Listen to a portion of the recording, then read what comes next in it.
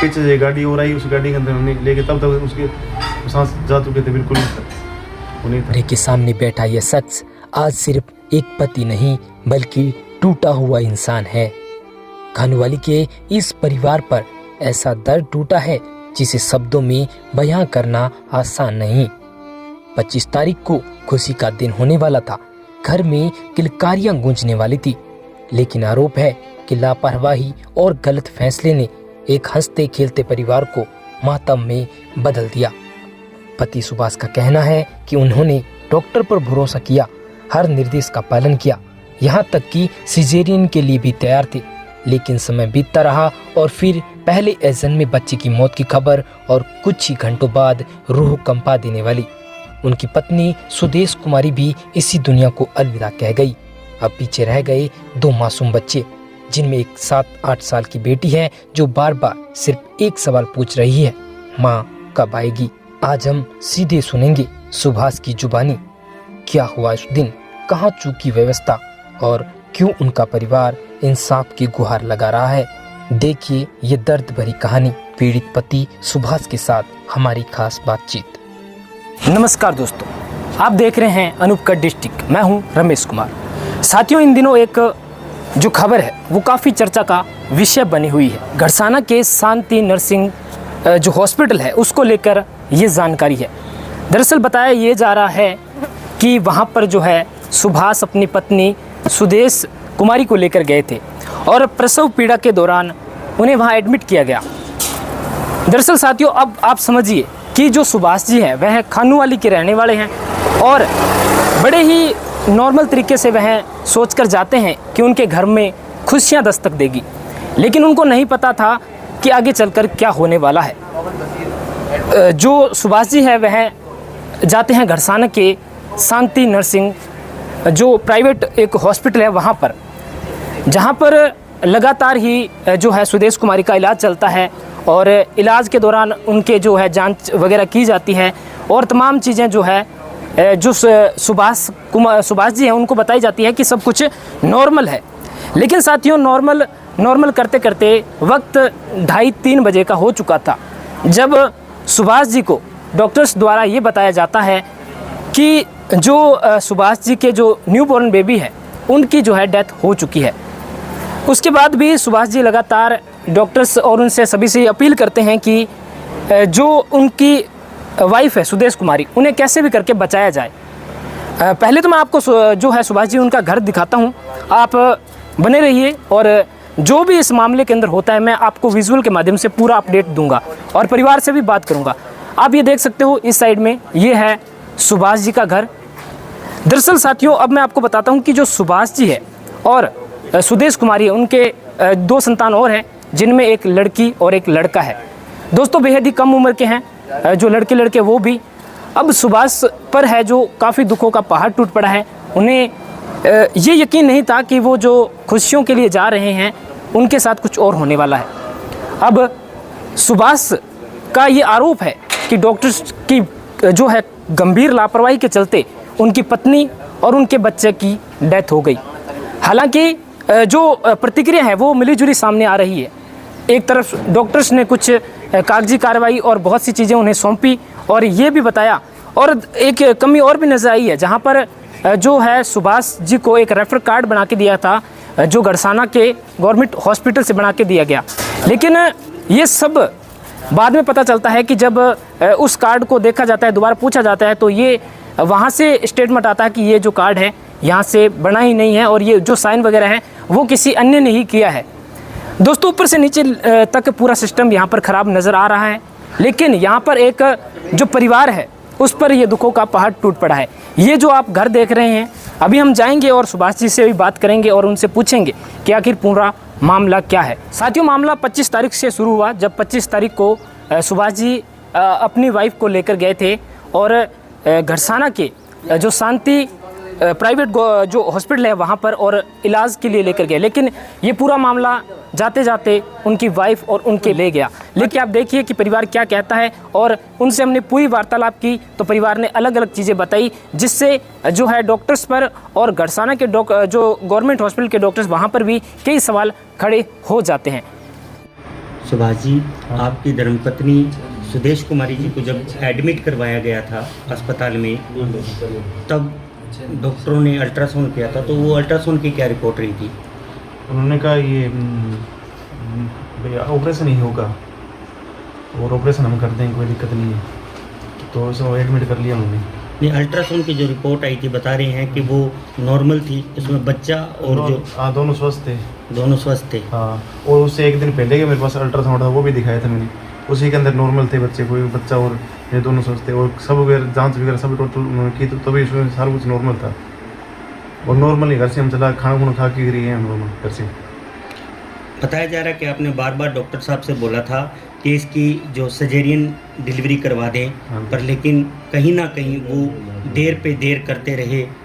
हाँ जी, तो ये कहाँ तक सत्य है? सत्य है जी। मैं बताऊँ कि मैं 9 बजे करीब वहाँ पे हॉस्पिटल में पहुँचा, उसके बाद उन्होंने 10 बजे करीब ट्रीटमेंट चालू कर दिया, 10 बजे का था। तो कह रहे थे ऑपरेशन कर दें, मैं चलो ठीक है। फिर ऐसे करते करते बोले थे एक बार नॉर्मल ट्राई करते हैं, तो ट्राई में अगर हो गया ठीक है, नहीं तो अपन ऑपरेशन कर देंगे 20।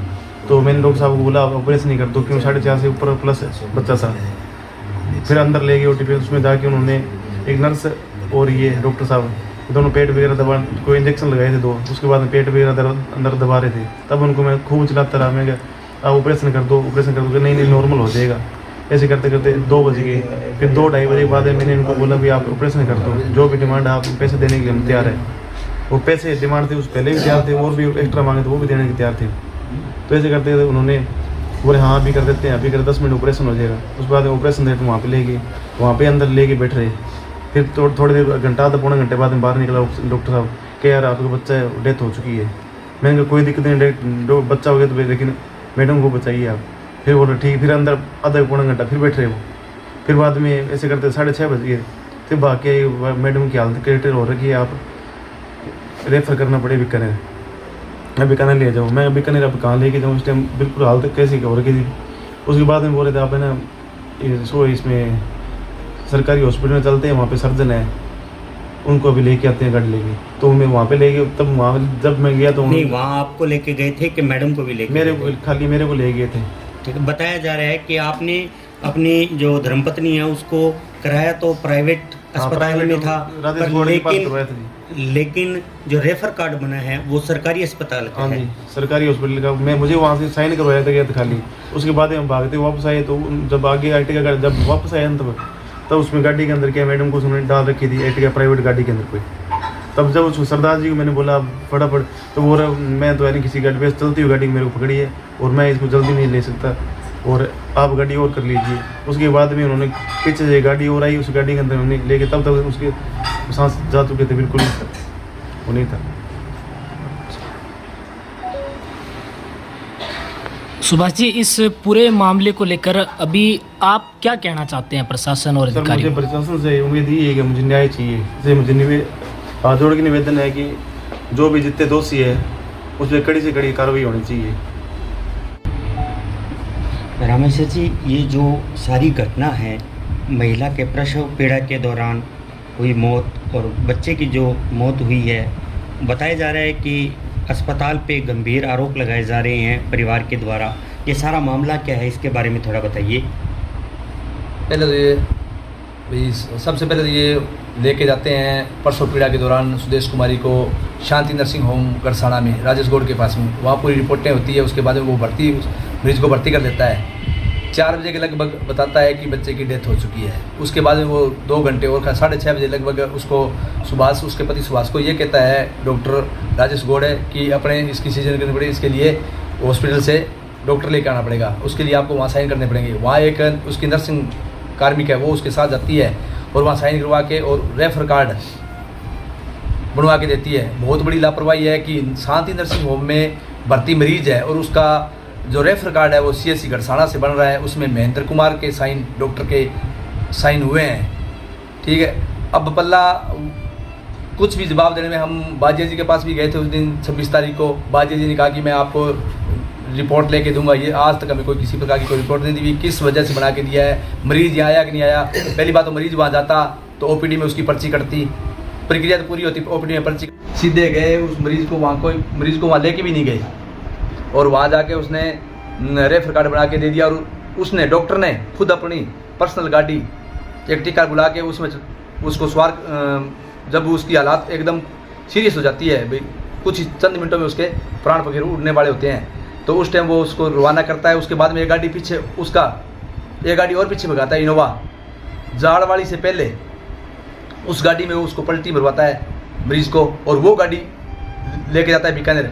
बीकानेर लेके जाने के बाद में उसका कार कंपाउंडर गया था, वो और ड्राइवर दोनों गाड़ी लेके रफू चक्कर हो जाते हैं। परिवार को जब तक समझ नहीं आती, स्ट्रेचर पे उसको डालते हैं, सुदेश कुमारी को अंदर लेके जाते हैं, तो डॉक्टर ये कहते हैं कि इसको डेथ हुए को 1.5 से पौने 2 घंटे ऊपर हो गया है। बार बार पति के सुभाष पति के द्वारा ये कहा जा रहा था कि इसकी नॉर्मल डिलीवरी संभव नहीं लग रही है और आप इसे ऑपरेशन करके डिलीवरी करवाएं, तो डॉक्टर उसमें बार बार डिले कर रहे थे, बार बार देरी कर रहे थे, इसका क्या कारण रहा है? वो तो डॉक्टर के, वो तो 2 रुपये के चक्कर में 24 घंटे रहता है कि 2 रुपये कैसे भी आए, नॉर्मल डिलीवरी होगी तो ठीक है, नहीं तो 2 रुपये ले लेंगे, नहीं तो ज़्यादा करेगा तो अपने यहाँ से निकाल देंगे, जान चली जाएगी तो अपना क्या हो जाएगा अपना कुछ, क्योंकि वो प्रभावशाली व्यक्ति है, डॉक्टर है जो प्रभावशाली व्यक्ति है। पूरे इतना घटनाक्रम CSC से रेफर कार्ड बना सकता है, वो आदमी किसी हद तक भी जा सकता है, उसकी कितनी पावर मान सकते हैं। तो हमारी तो प्रशासन से यही निवेदन है कि आज 8 दिन के लगभग हो चुके हैं, तो पीड़ित परिवार न्याय की उम्मीद में बैठा, अभी तक उसके मुकदमा तक दर्ज नहीं हुआ है। तो हम प्रशासन से ये मांग करते हैं कि इस पीड़ित परिवार को न्याय मिले और दोषियों को कड़ी कड़ी सजा मिले, ताकि आगे किसी बहन बेटी की जान न जाए, क्योंकि जिस चीज़ के लिए वो अथॉरिटी नहीं डॉक्टर, और वो बच्चे करवाए, बच्चे के लिए उसके पास में कोई है ही नहीं, वो ज़बरदस्ती वहाँ लोगों को भर्ती करके और रेफर ना करके वहाँ से ज़बरदस्ती लोगों को ऐसे गुमराह करता रहता है, और हज़ारों जाने आज से पहले क्या पता कितनी जाने चली गई होगी। लेकिन साथियों, ये सबसे बड़ी जो गंभीर बात है कि इस पूरे मामले को लेकर अभी तक कोई भी प्रशासनिक तौर पर अभी एक्टिविटी नज़र नहीं आ रही है। परिवार का ये कहना है कि अभी तक मुकदमा तक दर्ज नहीं किया गया।